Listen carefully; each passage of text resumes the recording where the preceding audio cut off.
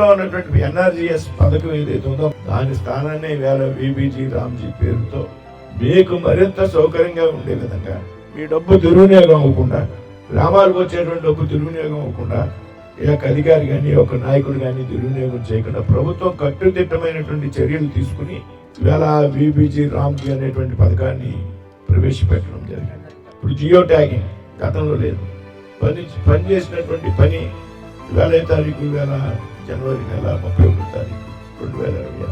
ఇంకో 10 సంవత్సరాల తర్వాత విబిజి రామ్జీ పథకం కింద వడ్డుగూడెం గ్రామంలో ఏ పని జరిగింది అంటే వెంటనే రికార్డులు ఉంటుంది.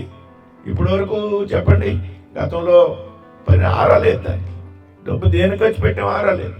ఇవాళ 2036లో వెళ్ళి 10 ఏళ్ళ తర్వాత వడ్డుగూడెం గ్రామంలో జనవరి 31వ తారీఖున ఏ పని చేసి ఉంటే ఇదిగో కాలువ చేశారు, పలానా కార్మికులు పని చేశారని ట్యాగింగ్ చేస్తారు.